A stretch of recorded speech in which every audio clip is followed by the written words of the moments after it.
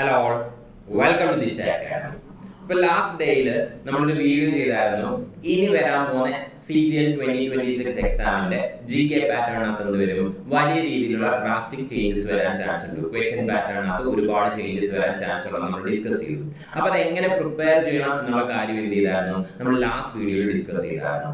അപ്പോൾ അതിന് വേണ്ടിയിട്ട് നിങ്ങളെ ഹെൽപ്പ് ചെയ്യാനായിട്ട് നമ്മളൊരു വീഡിയോ സീരീസ് ലോഞ്ച് ചെയ്യുകയാണ്. That is beyond the headlines. അതായത് നമ്മൾ കറണ്ട് അഫയേഴ്സ് പ്രിപ്പയർ ചെയ്യുമ്പോൾ ലാസ്റ്റ് ക്ലാസ്സിൽ ഞാൻ പറഞ്ഞതുപോലെ തന്നെ ഒരു കറണ്ട് അഫയേഴ്സ് ന്യൂസ് ഉണ്ടെന്നുണ്ടെങ്കിൽ അതുമായിട്ട് റിലേറ്റ് ചെയ്തിട്ടുള്ള സ്റ്റാറ്റിക് പോർഷൻ കൂടി എന്ത് ചെയ്യണം, നിങ്ങൾ പഠിച്ചിരിക്കണം. അതുമായിട്ട് ബേസ് ചെയ്ത് ക്വസ്റ്റ്യൻസ് വരാൻ ചാൻസ് ഉണ്ട്. ലാസ്റ്റ് ക്ലാസ്സിൽ നമ്മൾ പറഞ്ഞു.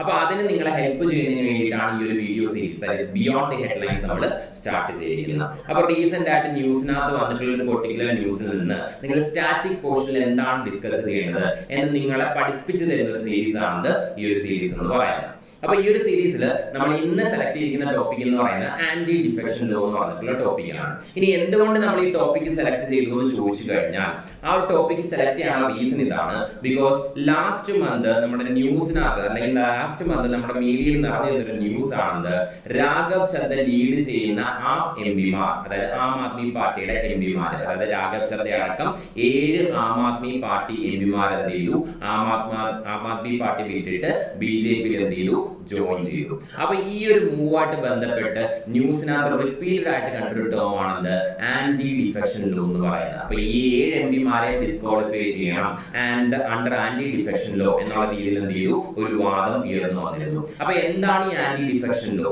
ഈ ആന്റി ഡിഫെക്ഷൻ ലോ ഈ 7 ആം ആദ്മി പാർട്ടി MPമാരുടെ മുകളിൽ അപ്ലൈ ചെയ്യാനായിട്ട് സാധിക്കും. അപ്പൊ ഇതിനെ കുറിച്ചാണ് എന്ത് ചെയ്യുന്നത്, നമ്മൾ ഇത് ഡിസ്കസ് ചെയ്യാനായിട്ട് പോകുന്നത്.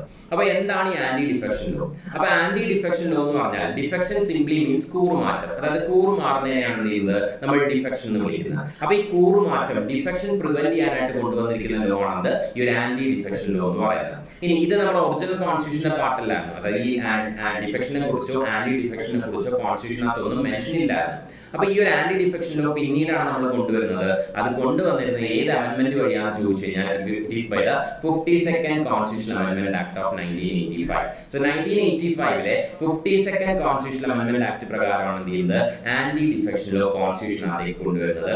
അതിന് വേണ്ടിയിട്ട് കോൺസ്റ്റിറ്റ്യൂഷനകത്തേക്ക് പുതിയൊരു ഷെഡ്യൂൾ ആഡ് ചെയ്തു. That is 10th schedule. അപ്പൊ എന്താണ് 10th ഷെഡ്യൂളിനകത്തുള്ളതെന്ന് ചോദിച്ചു കഴിഞ്ഞാൽ ആന്റി ഡിഫെക്ഷൻ ലോ ആയിട്ട് ബന്ധപ്പെട്ട പ്രൊവിഷൻസ് അടങ്ങിയിരിക്കുന്ന ഷെഡ്യൂൾ ആണ് 10th schedule of the Indian constitution എന്ന് പറയുന്നത്. ആൻഡ് ഈ ഒരു ആന്റി ഡിഫെക്ഷൻ ലോയും ഈ ആന്റി ഡിഫെക്ഷൻ ലോയുടെ പ്രൊവിഷൻസ് ഇൻക്ലൂഡ് ചെയ്യുന്ന 10th ഷെഡ്യൂളും കോൺസ്റ്റിറ്റ്യൂഷനകത്തേക്ക് ഇൻട്രൊഡ്യൂസ് ചെയ്യുന്നത് it was by the 52nd constitutional amendment act of 1985. അപ്പൊ എന്തിനു വേണ്ടിയിട്ടാണ് ഈ ആന്റി ഡിഫെക്ഷൻ ലോ എന്ന് ചോദിച്ചു കഴിഞ്ഞാൽ പേഴ്സണൽ ഗെയിനിന് വേണ്ടിയിട്ട്, അതായത് സ്വന്തം താല്പര്യങ്ങൾക്ക് വേണ്ടിയിട്ട് ഈ ഇലക്ടഡ് റെപ്രസെന്റേറ്റീവ്സ് MPമാരായിക്കോട്ടെ MLAമാരായിക്കോട്ടെ പാർട്ടീസ് സ്വിച്ച് ചെയ്യുന്നതിനെ പ്രിവെന്റ് ചെയ്യുന്നതിന് വേണ്ടിയിട്ട് കൊണ്ടുവന്നിരിക്കുന്ന ലോ ആണ് ഈ ഒരു ആന്റി ഡിഫെക്ഷൻ ലോ എന്ന് പറയുന്നത്. അപ്പൊ ഇത് പാർലമെന്റ് മെമ്പേഴ്സിനും ആപ്ലിക്കബിൾ ആണ്, അതുപോലെ സ്റ്റേറ്റ് ലെജിസ്ലേറ്റീവ് അസംബ്ലി മെമ്പേഴ്സിനും ആപ്ലിക്കബിൾ ആണ്. അതായത് MPമാർക്കും ഈ ലോ ആപ്ലിക്കബിൾ ആണ്, അതുപോലെ തന്നെ MLAമാർക്കും എന്താണ് ഈ ഒരു ലോ ആപ്ലിക്കബിൾ ആണ്. അപ്പൊ എന്തൊക്കെയാണ് അല്ലെങ്കിൽ ഏതൊക്കെ ഗ്രൗണ്ട്സിലാണ് ആന്റി ഡിഫെക്ഷൻ ലോ വഴി ഒരാളെ ഡിസ്ക്വാളിഫൈ ചെയ്യാൻ സാധിക്കുന്നത്, അതായത് കൂറുമാറ്റത്തിന്റെ പരിധിയിൽ എന്തൊക്കെയാണ് പെടുന്നത്, അപ്പൊ എന്തൊക്കെ ഗ്രൗണ്ട്സിൽ ഈ ആന്റി ഡിഫെക്ഷൻ ലോ വഴി ഒരാളെ ഡിസ്ക്വാളിഫൈ ചെയ്യാം എന്നുള്ളതാണ് നമ്മൾ നോക്കുന്നത്. അപ്പൊ എന്തൊക്കെയാണ് ആന്റി ഡിഫെക്ഷൻ ലോയുടെ അണ്ടറിൽ ഒരാളെ ഡിസ്ക്വാളിഫൈ ചെയ്യാനുള്ള ഗ്രൗണ്ട്സ് എന്ന് ചോദിച്ചു കഴിഞ്ഞാൽ ദ ഫസ്റ്റ് ഗ്രൗണ്ട്, അതായത് ഒരു വ്യക്തി ഒരു പാർട്ടിയുടെ ടിക്കറ്റ് മത്സരിക്കുന്നു, വിജയിക്കുന്നു, അയാൾ MP അല്ലെങ്കിൽ MLA ആകുന്നു. അപ്പൊ വിജയിച്ചതിന് ശേഷം അയാൾ സ്വമേധയാ വോളണ്ടറിലി ആ പാർട്ടിയുടെ മെമ്പർഷിപ്പ് റിസൈൻ ചെയ്ത് കഴിഞ്ഞാൽ, രാജിവെച്ച് കഴിഞ്ഞാൽ അതെന്താണ്, ഡിഫെക്ഷൻ ആണ്. ഒരു വ്യക്തി ഒരു പാർട്ടിയുടെ ടിക്കറ്റ് എന്ത് ചെയ്യുന്നു, ഇലക്ഷൻ മത്സരിക്കുന്നു, വിജയിക്കുന്നു, MP അല്ലെങ്കിൽ MLA ആകുന്നു. അപ്പൊ വിജയിച്ചതിന് ശേഷം ആ ഒരു വ്യക്തി ആ ഒരു പാർട്ടിയുടെ മെമ്പർഷിപ്പ് വോളണ്ടറിലി സ്വമേധയാ റിസൈൻ ചെയ്ത് കഴിഞ്ഞാൽ അതെന്താണ്, ഡിഫെക്ഷൻ ആണ്. അതുപോലെ തന്നെ ആ ഒരു പൊളിറ്റിക്കൽ പാർട്ടി പറയുന്നതിന് എഗെയിൻസ്റ്റ് ആയിട്ട് പാർലമെന്റിലോ അല്ലെങ്കിൽ ലെജിസ്ലേറ്റീവ് അസംബ്ലിയിലോ വോട്ട് ചെയ്യുന്നു, അല്ലെങ്കിൽ വോട്ടിംഗിൽ നിന്ന് വിട്ടു നിൽക്കുന്നു, അങ്ങനെയാണെങ്കിൽ അതും എന്താണ്, ഡിഫെക്ഷൻ ആണ്. ഇപ്പൊ പാർട്ടി പറയുന്നതിന് എഗെയിൻസ്റ്റ് ആയിട്ട് പാർലമെന്റിലോ ലെജിസ്ലേറ്റീവ് അസംബ്ലിയിലോ വോട്ട് ചെയ്താലോ, അല്ലെങ്കിൽ പാർട്ടി പറയുന്നതിന് ഓപ്പോസിറ്റ് ആയിട്ട് വോട്ടിംഗിൽ നിന്ന് വിട്ടു നിന്നാലോ അതെന്താണ്, it comes under anti defection, or it comes under the provisions of defection, disqualify ചെയ്യാനായിട്ട് സാധിക്കും. അതുപോലെ തന്നെ ഇൻഡിപെൻഡന്റ് ആയിട്ട് മത്സരിച്ച് ജയിച്ചൊരു വ്യക്തി, അതായത് ഒരു വ്യക്തി സ്വതന്ത്രനായിട്ട് നിൽക്കുന്നു, മത്സരിക്കുന്നു, വിജയിക്കുന്നു, വിജയിച്ചതിന് ശേഷം അയാൾ ഏതെങ്കിലും ഒരു പൊളിറ്റിക്കൽ പാർട്ടിയിൽ ജോയിൻ ചെയ്ത് കഴിഞ്ഞാൽ അതും എന്താണ്, ഡിഫെക്ഷൻ ആണ്. അപ്പൊ ഇൻഡിപെൻഡന്റ് ആയിട്ട് വിജയിച്ചൊരു മെമ്പർ മെമ്പർ ഒരു പൊളിറ്റിക്കൽ പാർട്ടിയിൽ പോയി ജോയിൻ ചെയ്താൽ അതും എന്താണ്, ഡിഫെക്ഷൻ ആണ്.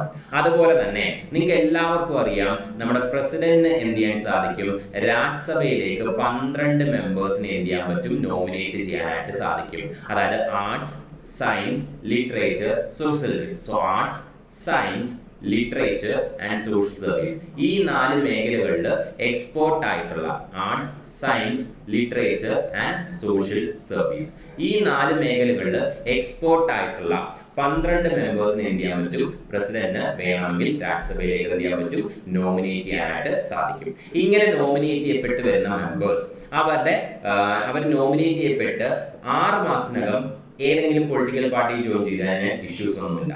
ബട്ട് 6 മാസത്തിന് ശേഷമാണ് അവർ പൊളിറ്റിക്കൽ പാർട്ടിയിൽ ജോയിൻ ചെയ്യുന്നത് എന്നാണെങ്കിൽ അതെന്താണ്, ഡിഫെക്ഷൻ ആണ്.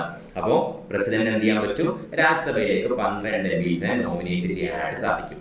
ഇങ്ങനെ നോമിനേറ്റ് ചെയ്യപ്പെടുന്ന 12 MPമാരെ എന്ത് ചെയ്യാൻ പറ്റും, നോമിനേറ്റ് ചെയ്യാനായിട്ട് സാധിക്കും. അപ്പൊ ഇങ്ങനെ നോമിനേറ്റ് ചെയ്യപ്പെടുന്ന MPമാർ വിത്തിൻ 6 months ഏത് പൊളിറ്റിക്കൽ പാർട്ടിയിൽ ജോയിൻ ചെയ്താലും ഇഷ്യൂസ് ഒന്നുമില്ല. പക്ഷേ 6 monthsന് ശേഷം 6 മാസത്തിന് ശേഷമാണ് അവരൊരു പൊളിറ്റിക്കൽ പാർട്ടിയിൽ ജോയിൻ ചെയ്യുന്നതാണെങ്കിൽ അതെന്താണ്, ഇറ്റ് കംസ് അണ്ടർ ഡിഫെക്ഷൻ.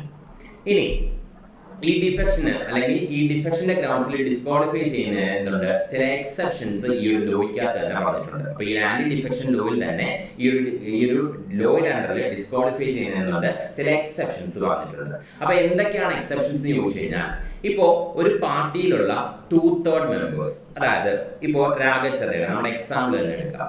അപ്പോ രാജ്യസഭയില് ആം ആദ്മി പാർട്ടിക്ക് ടോട്ടൽ 10 MPമാരായിരുന്നു ഉണ്ടായിരുന്നത്, ഇൻക്ലൂഡിംഗ് രാഘവ് ചദ്ദ. ഇപ്പൊ രാഘവ് ചദ്ദ അടക്കം ആം ആദ്മി പാർട്ടിക്ക് രാജ്യസഭയിൽ 10 MPമാരുണ്ടായിരുന്നു. ഈ 10 MPമാർ 7 MPമാരാണ് എന്ത് ചെയ്യുന്നത്, ഒരുമിച്ച് പോയി BJPയിൽ എന്ത് ചെയ്യുന്നത്, ജോയിൻ ചെയ്യുന്നത്. അപ്പോ ഈ ഒരു ആന്റി ഡിഫെക്ഷൻ ലോയുടെ ഒരു എക്സെപ്ഷൻ പ്രകാരം ഒരു പാർട്ടിയുടെ 2/3 മെമ്പേഴ്സ് എന്ത് ചെയ്യുന്നു, ഒരേ സമയം ഒരുമിച്ച് മറ്റൊരു പൊളിറ്റിക്കൽ പാർട്ടിയിൽ ജോയിൻ ചെയ്ത് കഴിഞ്ഞാൽ ഇതിനെ മെർജർ ആയിട്ട് മാത്രമേ എന്ത് ചെയ്യുള്ളൂ, കണക്കാക്കുള്ളൂ. ആൻഡ് ഇവരെ എന്ത് ചെയ്യാൻ പറ്റില്ല, ഡിസ്ക്വാളിഫൈ ചെയ്യാൻ പറ്റില്ല. അപ്പൊ ഒരു പാർട്ടിയുടെ 2/3 മെമ്പേഴ്സ് എന്ത് ചെയ്യുന്നു, മറ്റൊരു പാർട്ടിയിലേക്ക് മെർജ് ചെയ്യുന്നു. അതായത് ഒരുമിച്ച് പോയിട്ട് എന്ത് ചെയ്യുന്നു, മറ്റൊരു പാർട്ടിയിൽ ജോയിൻ ചെയ്യുന്നു. അതായത് മറ്റൊരു പാർട്ടിയിലേക്ക് എന്ത് ചെയ്യുന്നു, മെർജ് ചെയ്യുന്നു. അങ്ങനെ മെർജ് ചെയ്ത് കഴിഞ്ഞാൽ അവരുടെ മുകളിൽ എന്ത് ചെയ്യാൻ പറ്റില്ല, ആന്റി ഡിഫെക്ഷൻ ലോ അപ്ലൈ ചെയ്യാനോ അവരെ ഡിസ്ക്വാളിഫൈ ചെയ്യാനായിട്ടോ സാധിക്കില്ല. അതാണ് എക്സെപ്ഷൻ എന്ന് പറയുന്നത്. ഇനി ഈ 52nd കോൺസ്റ്റിറ്റ്യൂഷണൽ അമെൻഡ്മെന്റ് ആക്ട്, അതായത് ഈ ആന്റി ഡിഫെക്ഷൻ ലോ കൊണ്ടുവന്ന 52nd constitutional amendment act of 1985 ഈ ഒരു എക്സെപ്ഷൻ കൂടാതെ ഒരു എക്സെപ്ഷൻ കൂടി ഉണ്ടായിരുന്നു. ആ എക്സെപ്ഷൻ എന്ന് പറയുന്നത് ഇപ്പൊ നമ്മൾ മെർജറിന്റെ കാര്യമാണ് പറഞ്ഞത്. അതായത് ഒരു പാർട്ടിയിലെ 2/3 മെമ്പേഴ്സ് എന്ത് ചെയ്യുന്നു, ഒരുമിച്ച് പോയി മറ്റൊരു പാർട്ടിയിൽ മേർജ് ചെയ്യുന്നു. അങ്ങനെ മേർജ് ചെയ്ത് കഴിഞ്ഞാൽ അവരുടെ മുകളിൽ ആന്റി ഡിഫെക്ഷൻ ലോ അപ്ലൈ ചെയ്യാൻ പറ്റില്ല, അവരെ എന്ത് ചെയ്യാൻ പറ്റില്ല, ഡിസ്ക്വാളിഫൈ ചെയ്യാനായിട്ട് പറ്റില്ല. ഇത് കൂടാതെ ഒരു എക്സെപ്ഷൻ കൂടി ഉണ്ടായിരുന്നു. അതായത് ഈ ഒരു 52nd കോൺസ്റ്റിറ്റ്യൂഷണൽ അമെൻഡ്മെന്റ് ആക്ട് പ്രകാരം ആന്റി ഡിഫെക്ഷൻ ലോ കൊണ്ടുവരുമ്പോൾ ആന്റി ഡിഫെക്ഷൻ ലോയ്ക്കകത്ത് എന്തായിരുന്നു, ഒരു എക്സെപ്ഷൻ കൂടി ഉണ്ടായിരുന്നു. അതായത് ഈ മെർജർ കൂടാതെ അവിടെ സ്പ്ലിറ്റ് എന്ന് പറഞ്ഞൊരു എക്സെപ്ഷൻ കൂടി ഉണ്ടായിരുന്നു. അതായത് ഒരു പാർട്ടിയിലെ 1/3 മെമ്പേഴ്സ്, 1/3 മെമ്പേഴ്സ് സ്പ്ലിറ്റ് ആയി വേറൊരു പാർട്ടിയിൽ ജോയിൻ ചെയ്ത് കഴിഞ്ഞാൽ, അതായത് 1/3 മെമ്പേഴ്സ് എന്ത് ചെയ്യുന്നു, ഒരു പൊളിറ്റിക്കൽ പാർട്ടിയിൽ നിന്ന് വേർപിരിയുന്നു, എന്നിട്ട് വേറൊരു പാർട്ടിയിൽ എന്ത് ചെയ്യുന്നു, പോയി ജോയിൻ ചെയ്യുന്നു. അങ്ങനെയാണെങ്കിലും എന്ത് ചെയ്യാൻ പറ്റില്ല, ആന്റി ഡിഫെക്ഷൻ ലോ അപ്ലൈ ചെയ്യാൻ പറ്റില്ല, അവരെ ഡിസ്ക്വാളിഫൈ ചെയ്യാൻ പറ്റില്ല. അപ്പോൾ ഒറിജിനലി ഈ ഒരു ആന്റി ഡിഫെക്ഷൻ ലോയ്ക്കകത്ത് 2 എക്സെപ്ഷൻസ് ഉണ്ടായിരുന്നു. ഒന്ന് മെർജർ മീൻസ് ഒരു പാർട്ടിക്കകത്തുള്ള 2/3 മെമ്പേഴ്സ്, 2 മെമ്പേഴ്സ് എന്ത് ചെയ്യുന്നു, മറ്റൊരു പൊളിറ്റിക്കൽ പാർട്ടിയിലേക്ക് മേർജ് ചെയ്യുന്നു. ഇനി രണ്ടാമത്തെ എക്സെപ്ഷൻ എന്തായിരുന്നു, ഒരു പൊളിറ്റിക്കൽ പാർട്ടിക്കകത്തുള്ള 1/3 മെമ്പേഴ്സ് ആ പാർട്ടിയിൽ നിന്ന് സ്പ്ലിറ്റ് ആയി വേറൊരു പാർട്ടിയിൽ എന്ത് ചെയ്യുന്നു, ജോയിൻ ചെയ്യുന്നു. അതും എന്തല്ല, ഡിഫെക്ഷൻ അല്ല എന്നായിരുന്നു. അതെന്തല്ല, ഡിഫെക്ഷൻ അല്ല എന്നായിരുന്നു ഒറിജിനലി പറഞ്ഞിരുന്നത്. പക്ഷേ ഈ ഒരു പ്രൊവിഷൻ ആണല്ലോ, ഈ ഒരു സ്പ്ലിറ്റിന്റെ പ്രൊവിഷൻ, ഇതെന്ത് ചെയ്തു, 91st constitutional amendment act of 2003 പ്രകാരം റിമൂവ് ചെയ്തു. അതായത് പാർലമെന്റ് പാസ്സാക്കിയ 91st constitutional amendment act of 2003 എന്ത് ചെയ്തു, ഈ സ്പ്ലിറ്റ് എന്നുള്ള പ്രൊവിഷൻ എന്ത് ചെയ്തു, ആ ഒരു ആക്ടിനകത്ത് എടുത്തു കളഞ്ഞു. അതായത് ഇനി മുതൽ 1/3 മെമ്പേഴ്സ് സ്പ്ലിറ്റ് ആയി വേറൊരു പാർട്ടിയിൽ ജോയിൻ ചെയ്ത് കഴിഞ്ഞാൽ അവരുടെ മുകളിൽ ഡിഫെക്ഷൻ അപ്ലൈ ചെയ്യാൻ പറ്റും, അവരെ ഡിസ്ക്വാളിഫൈ ചെയ്യാനായിട്ട് സാധിക്കും. അപ്പൊ സ്പ്ലിറ്റിന്റെ പ്രൊവിഷൻ എടുത്തു കഴിഞ്ഞു. മെർജർ മെർജർ എന്നുള്ള പ്രൊവിഷൻ മാത്രം എന്ത് ചെയ്തു, നിലനിർത്തി. അപ്പൊ നിലവില് ആന്റി ഡിഫെക്ഷൻ ലോയ്ക്ക് ഒരൊറ്റ എക്സെപ്ഷൻ മാത്രമേ ഉള്ളൂ, അതാണെന്ത്, മെർജറിന്റെ എക്സെപ്ഷൻ. ഒരു പാർട്ടിക്കകത്തുള്ള 2/3 മെമ്പേഴ്സ് ഒരേ സമയം എന്ത് ചെയ്യുന്നു, മറ്റൊരു പാർട്ടിയിൽ പോയിട്ട് ജോയിൻ ചെയ്യുന്നു അല്ലെങ്കിൽ മെർജ് ചെയ്ത് കഴിഞ്ഞാൽ അവിടെ എന്ത് വരില്ല, ഡിഫെക്ഷൻ വരില്ല, അവരെ എന്ത് ചെയ്യാൻ പറ്റില്ല, ഡിസ്ക്വാളിഫൈ ചെയ്യാൻ പറ്റില്ല.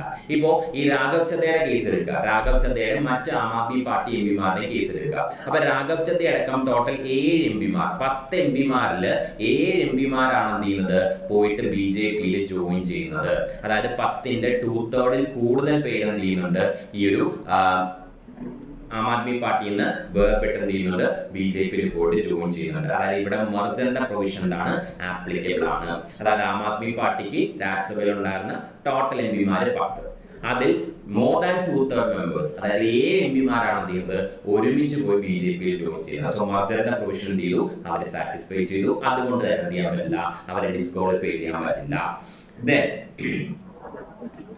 ഇനി ഈ ഒരു 10th ഷെഡ്യൂളിൽ പറയുന്ന ഡിസ്ക്വാളിഫിക്കേഷന്റെ ഗ്രൗണ്ട്സിൽ ഒരു MPയെ ഡിസ്ക്വാളിഫൈ ചെയ്യണോ വേണ്ടയോ എന്ന് ഡിസൈഡ് ചെയ്യുന്നത് അതാത് ഹൗസസിന്റെ പ്രിസൈഡിംഗ് ഓഫീസേഴ്സ് ആണ്. സോ അതാത് ഹൗസസിന്റെ പ്രിസൈഡിംഗ് ഓഫീസേഴ്സ് ആണ് എന്ത് ചെയ്യുന്നത്, ഈ ഒരു 10th ഷെഡ്യൂളിൽ പറയുന്ന ഡിസ്ക്വാളിഫിക്കേഷന്റെ ഗ്രൗണ്ട്സിൽ ഒരാളെ ഡിസ്ക്വാളിഫൈ ചെയ്യണോ വേണ്ടയോ എന്നുള്ള കാര്യം എന്ത് ചെയ്യുന്നത്, ഡിസൈഡ് ചെയ്യുന്നത്. അപ്പോ 10th ഷെഡ്യൂളിനകത്ത് പറയുന്ന അനുസരിച്ച് ആന്റി ഡിഫെക്ഷൻ ലോയുടെ അണ്ടറിൽ ഒരാളെ ഡിസ്ക്വാളിഫൈ ചെയ്യണോ വേണ്ടയോ എന്ന് ഡിസൈഡ് ചെയ്യുന്നത് അതാത് ഹൗസസിന്റെ പ്രിസൈഡിംഗ് ഓഫീസറാണ്. ഫോർ എക്സാമ്പിൾ, ഒരു രാജ്യസഭ MPയെ ഡിഫെക്ഷന്റെ ഗ്രൗണ്ട്സിൽ ഡിസ്ക്വാളിഫൈ ചെയ്യണോ വേണ്ടയോ എന്ന് ഡിസൈഡ് ചെയ്യുന്നത് രാജ്യസഭയുടെ പ്രിസൈഡിംഗ് ഓഫീസറാണ്. രാജ്യസഭയുടെ പ്രിസൈഡിംഗ് ഓഫീസറാണ് ആര്, രാജ്യസഭാ ചെയർമാൻ. സോ രാജ്യസഭാ ചെയർമാൻ, രാജ്യസഭയുടെ പ്രിസൈഡിംഗ് ഓഫീസർ ആയിട്ടുള്ള രാജ്യസഭാ ചെയർമാനാണ് ഡിസൈഡ് ചെയ്യുന്നത് ഒരു രാജ്യസഭ MPയെ ഡിഫെക്ഷന്റെ ഗ്രൗണ്ട്സിൽ ഡിസ്ക്വാളിഫൈ ചെയ്യണോ വേണ്ടോ എന്നുള്ള കാര്യം. അതുപോലെ തന്നെ ഒരു ലോക്സഭാ MPയെ ഡിഫെക്ഷന്റെ ഗ്രൗണ്ട്സിൽ ഡിസ്ക്വാളിഫൈ ചെയ്യണോ വേണ്ടോ എന്നുള്ള കാര്യം ഡിസൈഡ് ചെയ്യുന്നത് ലോക്സഭയുടെ പ്രിസൈഡിംഗ് ഓഫീസർ ആയിട്ടുള്ള ലോക്സഭാ സ്പീക്കർ ആയിരിക്കും. സോ ലോക്സഭാ സ്പീക്കർ ആണ് ഡിഫെക്ഷന്റെ ഗ്രൗണ്ട്സിൽ ഒരു ലോക്സഭാ MPയെ ഡിസ്ക്വാളിഫൈ ചെയ്യണോ വേണ്ടോ എന്നുള്ള കാര്യം ചെയ്യുന്നത് ഡിസൈഡ് ചെയ്യുന്നത്. ഇനി പ്രത്യേകം ശ്രദ്ധിക്കേണ്ട കാര്യം, ഇതില് അതായത് ഈ ഒരു കേസിൽ അതായത് ഡിഫെക്ഷന്റെ ഗ്രൗണ്ട്സിൽ ഒരാൾ ഡിസ്ക്വാളിഫൈ ചെയ്യണോ വേണ്ടോ എന്നുള്ള കാര്യത്തില് അതാത് ഹൗസസിലെ പ്രിസൈഡിംഗ് ഓഫീസേഴ്സിന്റെ ഡിസിഷൻ എന്ന് പറയുന്നത് എന്താണ്, ഫൈനൽ ആയിരിക്കും. പക്ഷേ സുപ്രീം കോർട്ട് 1992 നടന്ന കിഹോത്തോ കൊളോഹൻ കേസിൽ വ്യക്തമായിട്ട് പറഞ്ഞു, ഈവൻ ദോ പ്രിസൈഡിംഗ് ഓഫീസറുടെ ഡിസിഷൻ ഫൈനൽ ആണെങ്കിൽ പോലും ഇത് എന്ത് ചെയ്യാൻ പറ്റും, ജുഡീഷ്യൽ റിവ്യൂവിന് ബാധകമാക്കാൻ പറ്റും. അതായത് ഒരു MPയെ പ്രിസൈഡിംഗ് ഓഫീസർ ഡിസ്ക്വാളിഫൈ ചെയ്തത് ശരിയാണോ അല്ലയോ എന്നുള്ള കാര്യം കോടതിക്ക് എന്ത് ചെയ്യാൻ പറ്റും, പരിശോധിക്കാൻ സാധിക്കും. അതായത് ഹൈക്കോർട്ടിനും അതുപോലെ തന്നെ സുപ്രീം കോർട്ടിനും എന്ത് ചെയ്യാൻ പറ്റും, ഈ ഒരു കാര്യം പരിശോധിക്കാനായിട്ട് സാധിക്കും. സോ പ്രിസൈഡിംഗ് ഓഫീസർ ഈ ഒരു ഡിഫെക്ഷന്റെ ഗ്രൗണ്ട്സിൽ ഡിസ്ക്വാളിഫിക്കേഷനുമായിട്ട് ബന്ധപ്പെട്ട എടുത്ത ഡിസിഷൻ പരിശോധിക്കാൻ ആർക്ക് സാധിക്കും, കോർട്ടിന് സാധിക്കും. അതായത് ഹൈക്കോർട്ടിനും സുപ്രീം കോർട്ടിനും സാധിക്കും. അതായത് ഇതെന്താണ്, ജുഡീഷ്യൽ റിവ്യൂവിന് ബാധകമാണ്. ഇനി ഇവിടെ ശ്രദ്ധിക്കേണ്ട മറ്റൊരു കാര്യം, ഒരു ഡിഫെക്ഷന്റെ ഗ്രൗണ്ട്സിൽ ഒരു MPയെ ഡിസ്ക്വാളിഫൈ ചെയ്യണോ വേണ്ടോ എന്നുള്ള കാര്യത്തിനകത്ത് പ്രത്യേകിച്ച് എന്തില്ല, ഒരു ടൈം ലിമിറ്റും കോൺസ്റ്റിറ്റ്യൂഷനകത്ത് എവിടെയും പറഞ്ഞിട്ടില്ല. അതായത് ഇന്ന ടൈമിനുള്ളിൽ ഒരാളെ ഡിഫെക്ഷന്റെ ഗ്രൗണ്ട്സിലുള്ള ഒരു കേസ് തീർപ്പാക്കണം, പ്രിസൈഡിംഗ് ഓഫീസർ തീർപ്പാക്കണം എന്നുള്ള കാര്യം എന്ത് ചെയ്തിട്ടില്ല, കോൺസ്റ്റിറ്റ്യൂഷനകത്ത് എവിടെയും പറഞ്ഞിട്ടില്ല. there is no time limit prescribed in the constitution.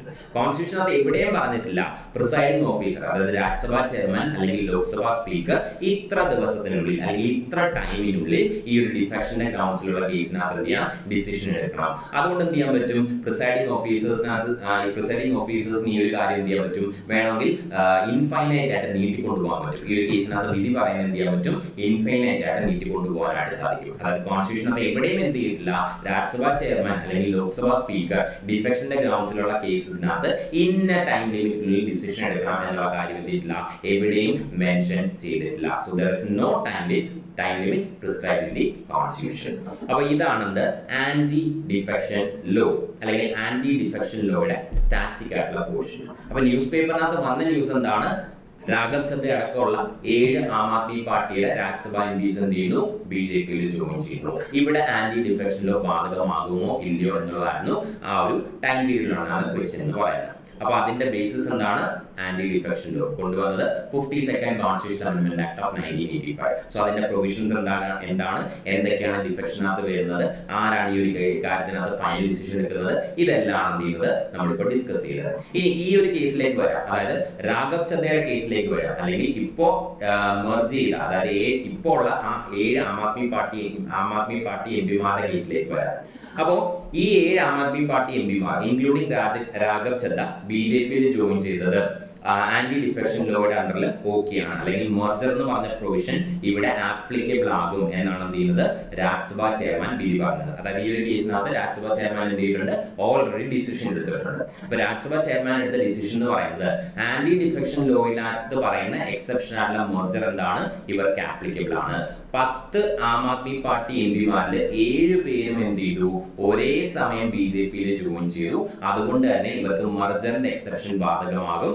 ഇവരുടെ മുകളിൽ എന്ത് ചെയ്യാൻ പറ്റില്ല, ഡിസ്ക്വാളിഫിക്കേഷൻ ഏൽപ്പിക്കാനായിട്ട് സാധിക്കില്ല. ഇതായിരുന്നു രാജ്യസഭാ ചെയർമാന്റെ ആ ഒരു ജഡ്ജ്മെന്റ് അല്ലെങ്കിൽ ഡിസിഷൻ എന്ന് പറയുന്നത്. ആൻഡ് രാജ്യസഭാ ചെയർമാൻ എന്ത് ചെയ്തു, ഈ 7 പേരെയും BJP-യുടെ എംപിമാരായിട്ട് എന്ത് ചെയ്തു, അംഗീകരിച്ചു. അപ്പൊ ഇവരെന്താണ് ഇപ്പോ ഒഫീഷ്യലി BJP-യുടെ എംപിമാരാണ്. ബിക്കോസ് രാജ്യസഭാ ചെയർമാൻ എന്ത് ചെയ്തു, അങ്ങനെ ഒരു ഡിസിഷൻ എടുത്തു. ഇവർക്ക് മെർജർ ആപ്ലിക്കബിൾ ആണ്, ഇവരെ ഡിസ്ക്വാളിഫൈ ചെയ്യാൻ പറ്റില്ല. സോ അതുകൊണ്ട് എന്ത് ചെയ്തു, ഇവര് BJP-യിൽ മെർജ് ചെയ്തത് രാജ്യസഭാ ചെയർമാൻ അംഗീകരിച്ചു. ആൻഡ് ഇവരിപ്പോ എന്താണ് ഒഫീഷ്യലി BJP-യുടെ എംപിമാരാണ്. അപ്പൊ ഇതാണ് ഈ ഒരു കേസിന്റെ, അല്ലെങ്കിൽ ഇപ്പൊ നടന്ന ആ ഇഷ്യൂവിന്റെ ഫൈനൽ ആയിട്ടുള്ള വേർഡിക്റ്റ് എന്ന് പറയുന്നത്. അപ്പൊ ഇങ്ങനെയുള്ള വീഡിയോ സീരീസ് എന്ത് ചെയ്യുന്നുണ്ട്, നമ്മൾ പ്ലാൻ ചെയ്യുന്നുണ്ട്. ദെൻ